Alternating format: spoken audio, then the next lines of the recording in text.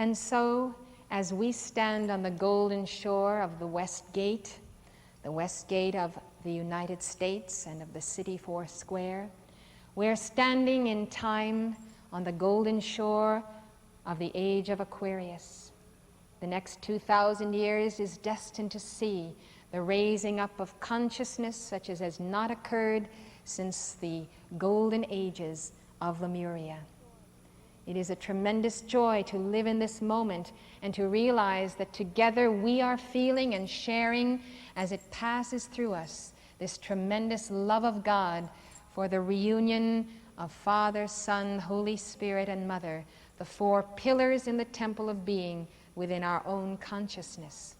These are the four sides of the Great Pyramid. This is the base and foundation of life, the four persons of the Godhead. We have a resolution of those forces that is necessary within our consciousness, and this is the path of the ascension, to make the base of life once again the square that can become the cube.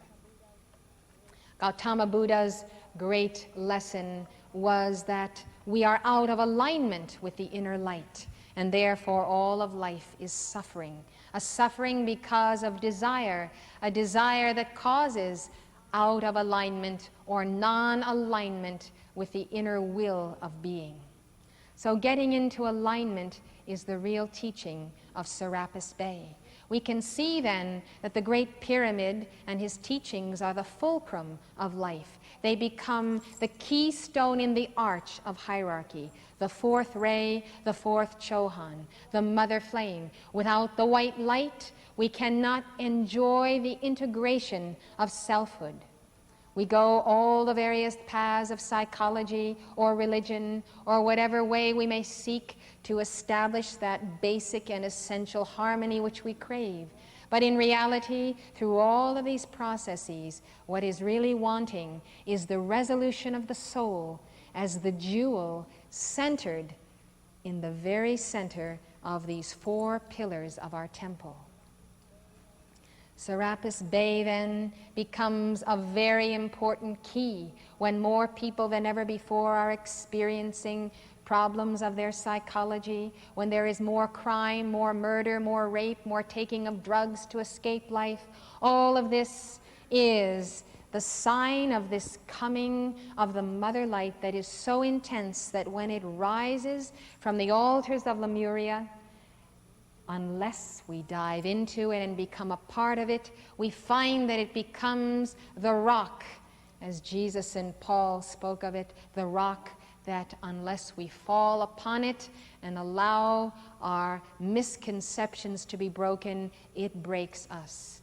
It is the light that resolves identity, but is so powerful that it can destroy that identity that rebels against it. We see the whole world in rebellion against the light of God, and yet we see the whole world seeking God. It is the mysteries of the Brotherhood of Luxor that can resolve these questions.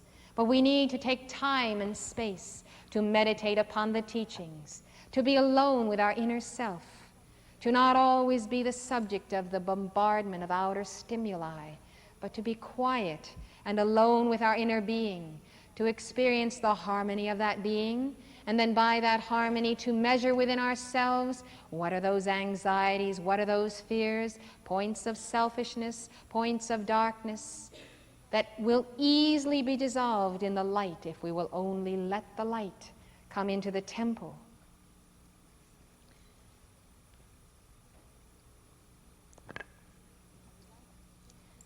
I would like to speak to you of the incarnations of Serapis Bey since he transported the flame to Luxor. He continued to incarnate and the Hierophant guarding the retreat until his ascension is one that has gone on before him.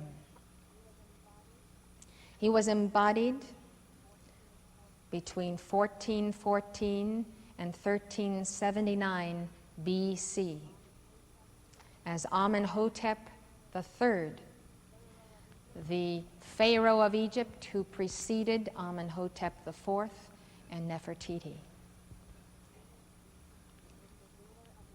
He was the ruler of the Egyptian empire, and during his reign, Egypt was at her height of prosperity, peace, and splendor.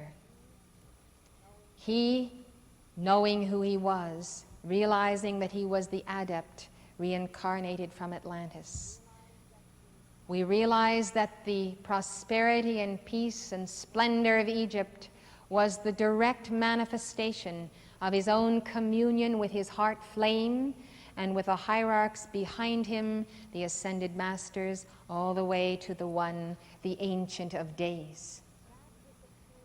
That which appears in community is the direct product of individual communion with God. Civilizations rise on a firm foundation when the people are attuned to the inner light. Civilizations crumble when they no longer have that attunement and a life that is based upon the principles and the person of the Word. Serapis Bey, then, looking upon him in this life, we can see what is this squaring of the circle that becomes the square, the flame in the heart that becomes the building of a matter-based, or the materialization of the God flame. The word materialization comes from the words matter realization, or to realize in matter what we are one with in spirit. This is the challenge of the path. Do you know God? Prove it by your action, by the work of your hands, by the love of your heart. What you manifest is what you know. And unless you can manifest what you know, you don't really know it. So this extension of the self from the inner I am that I am to the outer manifestation is the path of the ascension.